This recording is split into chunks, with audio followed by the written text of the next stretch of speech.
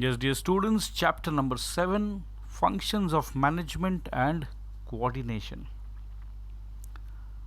So, chapter 6 में हमने management को समझा। मैनेजमेंट एक प्रोसेस है ये भी समझा। उस प्रोसेस में बहुत सारे इंटर रिलेटेड एलिमेंट्स है ये भी समझा।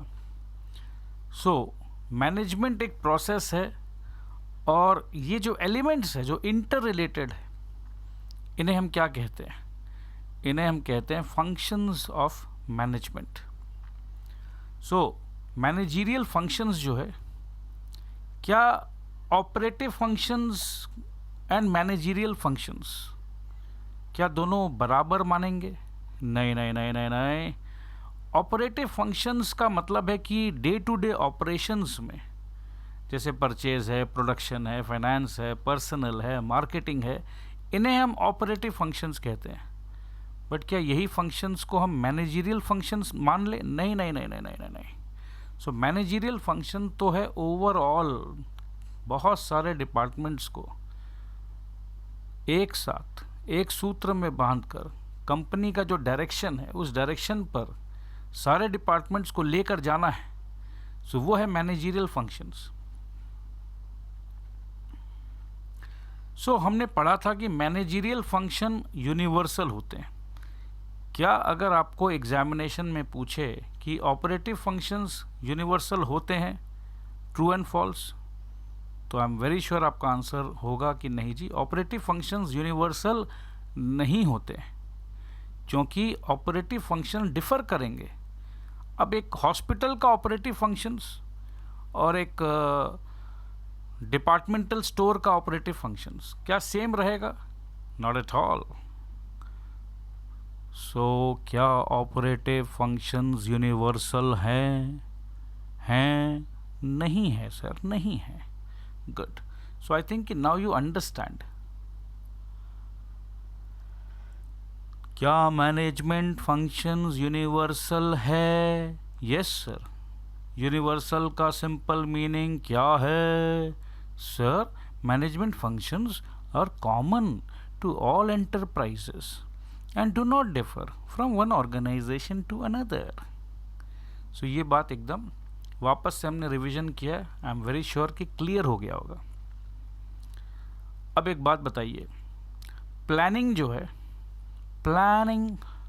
प्लानिंग को हम ऑपरेटिव फंक्शन मानेंगे या मैनेजरियल फंक्शन मानेंगे?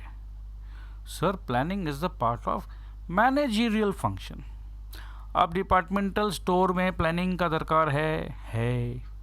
हॉस्पिटल में प्लानिंग का दरकार है ही। स्कूल में है। सो मैनेजरियल फंक्शंस यूनिवर्सल है, ऑपरेटिव फंक्शन यूनिवर्सल नहीं है। अलग अलग ऑर्गेनाइजेशन में अलग अलग ऑपरेटिव फंक्शंस होते हैं। तो ये बात एकदम क्लियर हो गया। सो मैनेजरियल फंक्शंस प्लानिंग होते हैं, हाँ जी होते हैं, ऑर्गेनाइजिंग होते हैं, स्टाफिंग, डायरेक्टिंग, कंट्रोलिंग। इन पर एक एक पूरा डिटेल्ड चैप्टर है जो आगे हम डिटेल में पढ़ेंगे।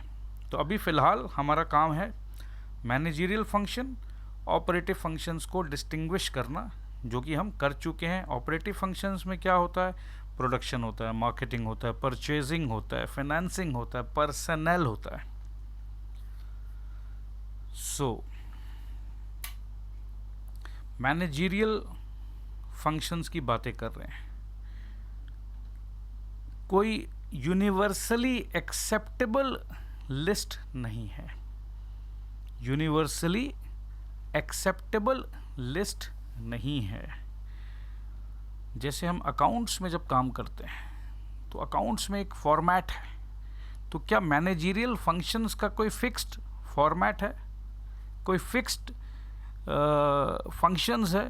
नहीं नहीं नहीं नहीं नहीं। सो कैसे होता है फिर मैनेजरियल फंक्शन को? कैसे समझें हम? बहुत सारे एक्सपर्ट्स हैं, बहुत सारे एक्सपर्ट्स, वेरियस एक्सपर्ट्स, उन्होंने अपने अनुसार क्लासिफिकेशन किया है मैनेजमेंट को अलग अलग तरीके से। हेनरी फयोल ने क्लासिफाई किया है forecasting, planning, organising, commanding, coordinating and controlling. So कहने का मतलब है कि जो टॉप लेवल के जो मैनेजर्स होते हैं उनका काम क्या है, फंक्शन मतलब क्या काम करेंगे। तो हेनरी फयोल जी के हिसाब से ये जो टॉप लेवल के जो मैनेजर्स होते हैं इनका काम है फोरकास्टिंग एंड प्लानिंग। ये बहुत इंपॉर्टेंट काम है, फोरकास्टिंग एंड प्लानिंग। ऑर्गेनाइजिंग भी इन्हीं का काम है, कमांडिंग करना है, कोऑर्डिनेटिंग करना है एंड कंट्रोल करना है बाबू, कंट्रोलिंग भी करना है। अगर हमने बजट बनाया था कि इस महीने फ्यूल एक्सपेंसेस 12,000 होना चाहिए और फ्यूल एक्सपेंसेस 16,000 हुआ, तो हमें कंट्रोल करना है। तो समझ में आया कंट्रोलिंग का मतलब। सो ये तो हेनरी फयोल जी का फंक्शंस हमने समझा है। जॉर्ज टेरी ने भी डिस्क्राइब किया है मैनेजमेंट फंक्शंस को। जॉर्ज टेरी के अनुसार प्लानिंग ज़रूरी है, तो जॉर्ज टेरी साहब ने फोरकास्टिंग को हटा दिया है, प्लानिंग कह रहे हैं वो, प्लानिंग के साथ ऑर्गेनाइजिंग कह रहे हैं। तो फयोल साहब ने भी ऑर्गेनाइजिंग कहा था, एक्चुएटिंग कह रहे हैं एंड कंट्रोलिंग कह रहे हैं। सो जॉर्ज टेरी ने 4 फंक्शंस बताया, planning, organising, actuating and controlling. Next expert है ल्यूथर ग्युलिक। ल्यूथर ग्युलिक ने एक कीवर्ड दिया है, पॉड्स कॉर्ब, PODSCORB। सो PODSCORB।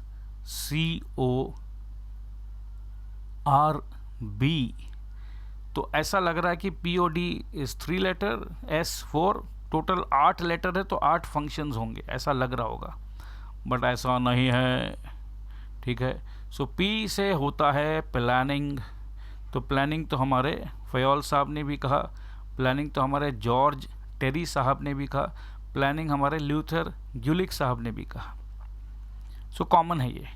ऑर्गेनाइजिंग भी बाकी लोगों ने भी कहा, ल्यूथर ग्युलिक भी कह रहे हैं ऑर्गेनाइजिंग। So planning, organising. उसके बाद आया है डायरेक्टिंग। तो हेनरी फयोल जी ने वर्ड यूज़ किया था कमांडिंग और ल्यूथर ग्युलिक ने वर्ड यूज़ किया है डायरेक्टिंग। तो कहीं ना कहीं मोरलेस ऐसा लग रहा ना कि सेम मीनिंग ही है, कोई भी कमांड करे या डायरेक्ट करे, बात तो एक ही है। ठीक है जी। अब हेनरी फयोल जी ने कहा कोऑर्डिनेटिंग। अब एक बात बताओ, कोऑर्डिनेट जब करना है तो किससे कोऑर्डिनेट करना है भाई? जितने अलग अलग स्टाफ है उनसे कोऑर्डिनेट करना है। सो यहाँ पर ग्युलिक साहब ने थोड़ा एक्सपैंड किया, तो उन्होंने कहा है स्टाफिंग। तो कोऑर्डिनेटिंग जो हेनरी फयोल जी ने कहा था, ल्यूथर ग्युलिक ने ऐड कर दिया स्टाफिंग। तो प्लीज़ ध्यान दीजिएगा, अगर हम एक हेनरी फयोल को समझ लें तो उससे हम ल्यूथर ग्युलिक तक भी पहुँच सकते हैं कि ल्यूथर ग्युलिक ने कमांडिंग को चेंज करके डायरेक्टिंग कर दिया, कोऑर्डिनेटिंग से पहले स्टाफिंग कर दिया और उसके बाद कोऑर्डिनेटिंग इन्होंने भी यूज़ किया है। राइट। अब हेनरी फयोल जी ने कहा था कंट्रोल करो। तो भैया कंट्रोल के लिए मैंने आपको एग्जांपल दिया था, फ्यूल एक्सपेंस 15,000 है तो उसको 12 में लाना है। तो ये 15 है और 12 में लाना है, तो ये कैसे पता चले मैनेजर को? तो प्रॉपर रिपोर्टिंग होना ज़रूरी है और रिपोर्टिंग के साथ साथ कंपैरिजन करना है, तो बजटिंग होना ज़रूरी है। करेक्ट। सो देखो, इससे आप लिंक कर सकते हो, आपको रटना नहीं पड़ेगा कि हेनरी फयोल जी ने जो स्टार्ट किया था, मैनेजमेंट का फंक्शन दिया था, उन्होंने 5 फंक्शन दिया था, फोरकास्टिंग एंड प्लानिंग। तो बेसिकली प्लानिंग जब हम करते हैं तो क्या करते हैं?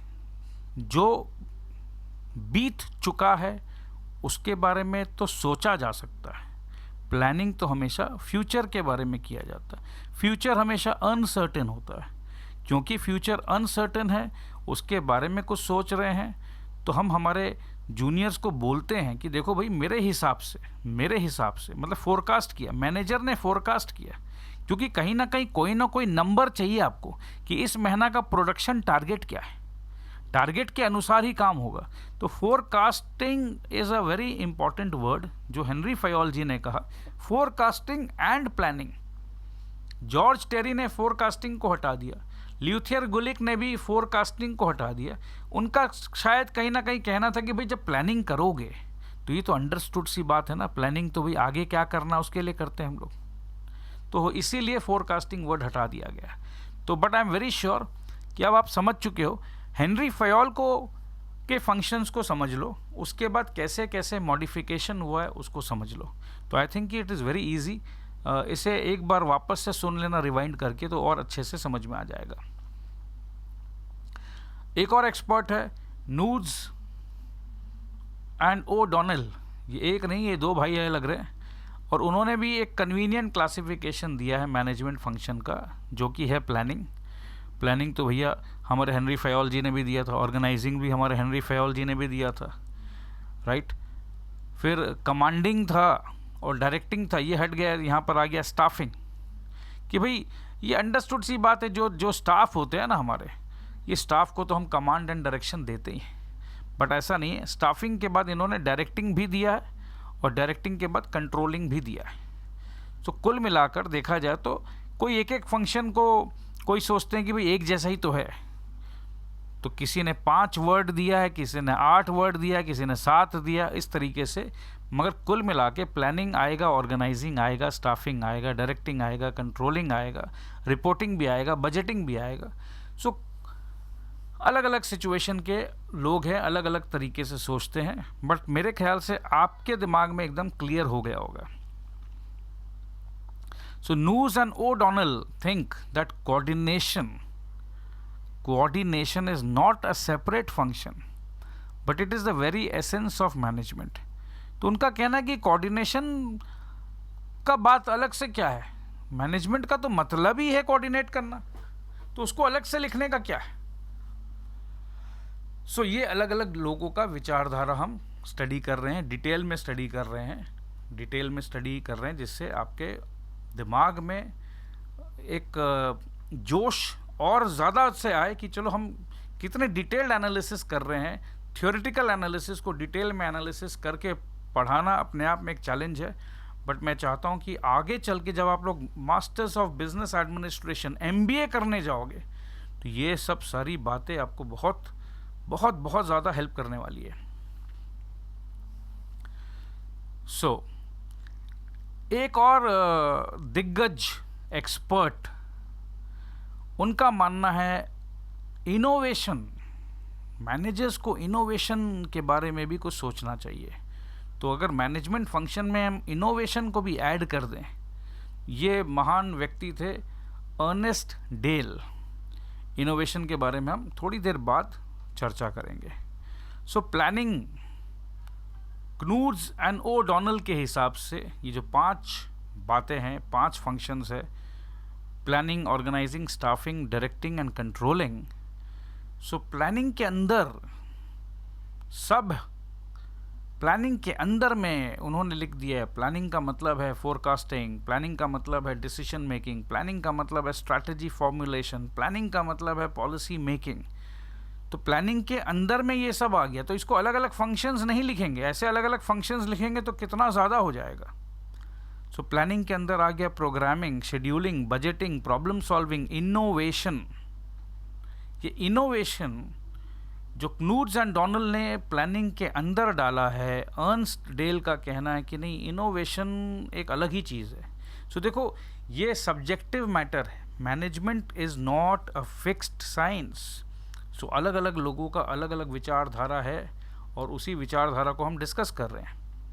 Investigation and research. So planning के अंदर इतने सारे सब फंक्शंस बोल सकते हैं आ गए।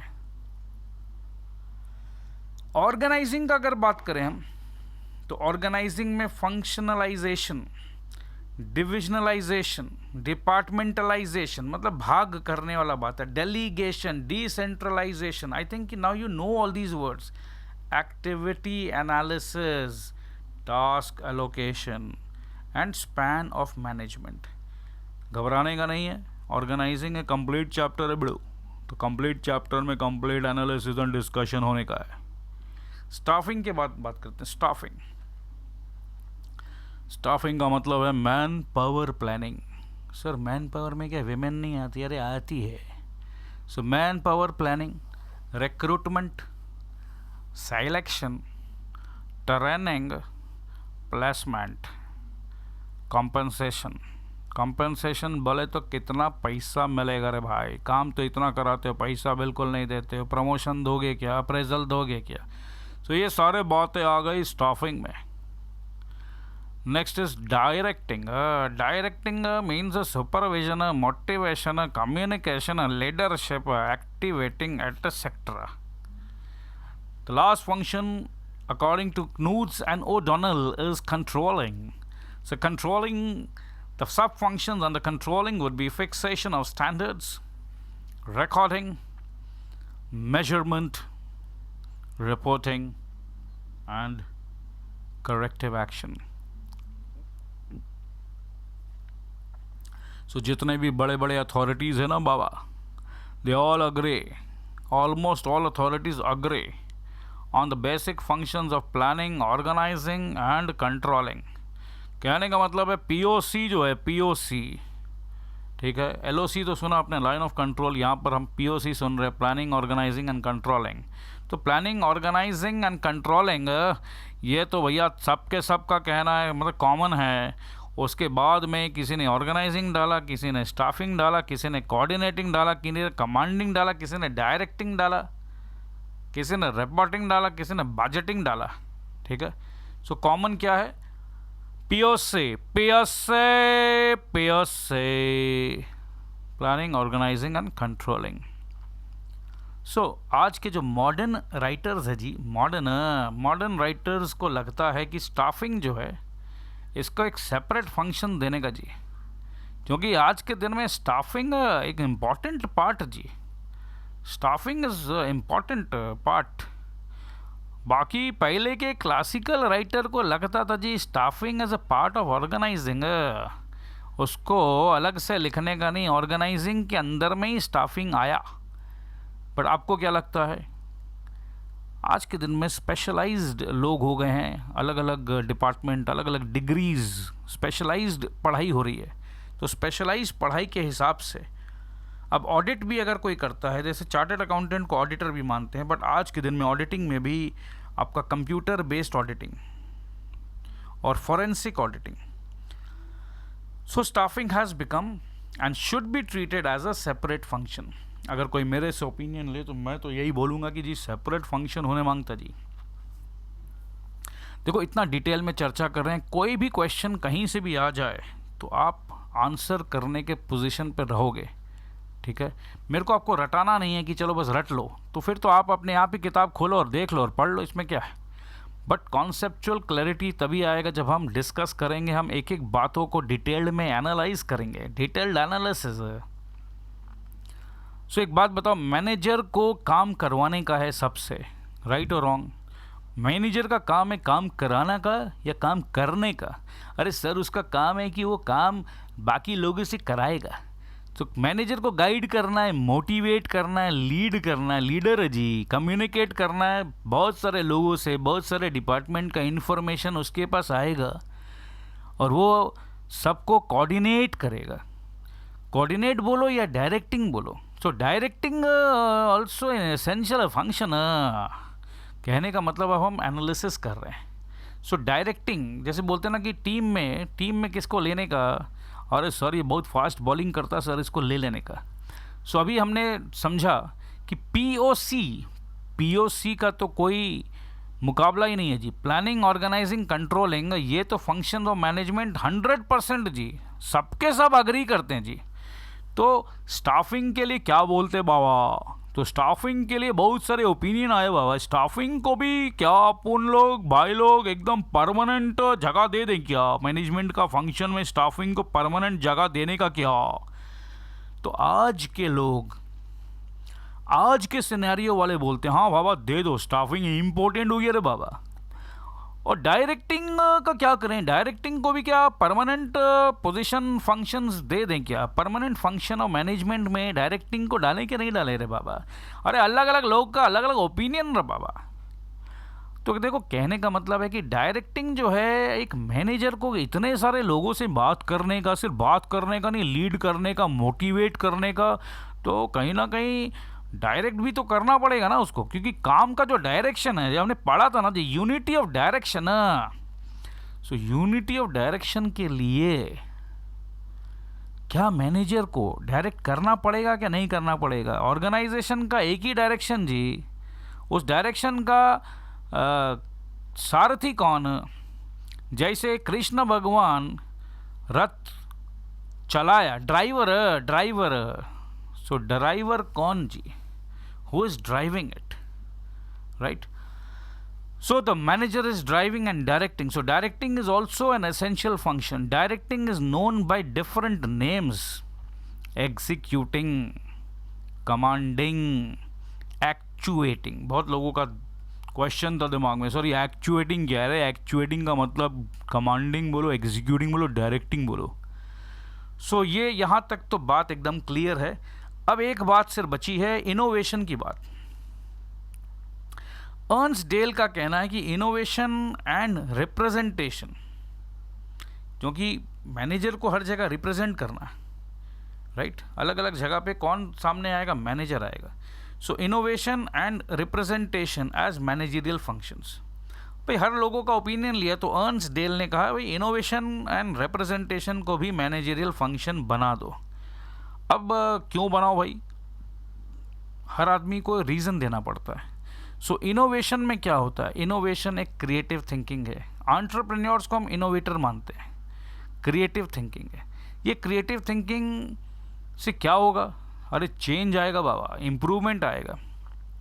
इनोवेशन जो है ये लोगों को, एंटरप्राइज को नए नए चैलेंजेस, जैसे आज के दिन में पेट्रोल ख़त्म होने वाला है, डीजल ख़त्म होने वाला है, तो एक नया चैलेंज आया था कि बैटरी ऑपरेटेड गाड़ी को मार्केट में लॉन्च करना पड़ेगा जी। सो ये एक इनोवेशन का मामला था। इसमें नए नए प्रोडक्ट, नए आइडियाज़, नए मेथड्स, नए प्रोसेस को क्रिएट करना पड़ता बाबा। ये एक तरीका से देखा जाए तो प्लानिंग का ब्रॉडर फंक्शन आना चाहिए, प्लानिंग का, और ऑर्गेनाइजिंग का आना चाहिए क्या? नहीं यार सर, ये तो प्लानिंग का बात है, नया आइडिया का बात कर रहे हैं। फ्यूचर में नया आइडिया लाएंगे तो it's very much obvious, it is part of the planning.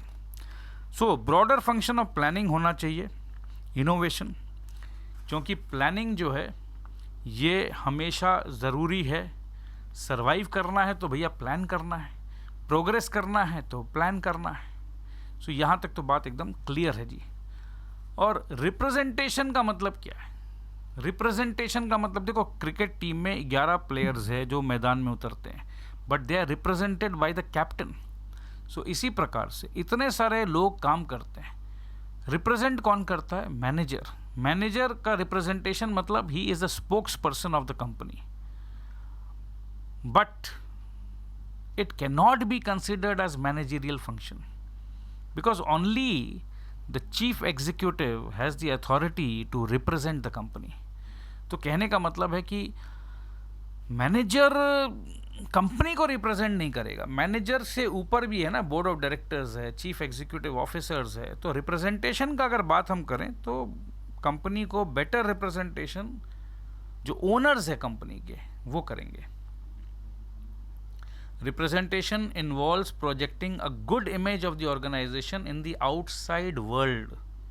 Outside world में आपका ऑर्गेनाइजेशन का क्या रेपुटेशन है, शेयर होल्डर्स जो पैसा लगाए हैं वो क्या सोचते हैं, कस्टमर क्या सोचता है, गवर्नमेंट क्या सोचता है, इंटरेस्टेड ग्रुप्स मतलब बैंक्स हुए, क्रेडिटर्स हुए, सप्लायर्स हुए। सो आपका रिप्रेजेंटेशन अच्छा होना चाहिए। जैसे कई बार अफवाह होती है, रूमर्स होते हैं, तो रूमर्स का आंसर कंपनी के टॉप लेवल से अगर आंसर आता है, अगर एक रूमर आ गया कि पेप्सी एंड कोका कोला में फर्टिलाइजर्स है, केमिकल्स है, और ये रूमर चल रहा है, Maggi is not good for the health, rumour चल रहा है, तो उसका आंसर एक छोटे मोटे लेवल का मैनेजर आंसर देता है, तो क्या कस्टमर्स सेटिस्फाइड होंगे? बल्कि टॉप लेवल के जो कंपनी के प्रमोटर है, फाउंडिंग प्रमोटर है, अगर वो जवाब देते हैं, रिलायंस इंडस्ट्रीज़ को लेकर कुछ बात हो और मुकेश अंबानी का स्टेटमेंट आता है या कोई भी XYZ एक मैनेजर का स्टेटमेंट आता है, तो मुकेश अंबानी को हम समझते हैं, रिलायंस के साथ एकदम क्लोजली समझते हैं। So we always would want कि अगर कुछ भी कंट्रोवर्शियल बातें हो तो they should be represented by a top level person. So मेरे ख्याल से यहाँ तक एकदम क्लियर है। सो मैनेजमेंट के वेरियस फंक्शंस होते हैं और ये एक दूसरे से इंटरट्वीन्ड होते हैं, करेक्ट, एकदम मिक्सड एंड मैच होते हैं। जैसे चाय में चाय पत्ती, दूध, इलायची, अदरक सब मिल गया रे बाबा, और ये सेपरेट करना मुश्किल जी। चाय के साथ अब कैसे सेपरेट करेंगे? सो दीज इंडिपेंडेंट फंक्शंस, वैसे इलायची का इंडिपेंडेंट फंक्शन है, अदरक का इंडिपेंडेंट फंक्शन है, दूध का इंडिपेंडेंट फंक्शन है, बट मिला के हमने बना लिया चाय। These independent functions collectively constitute.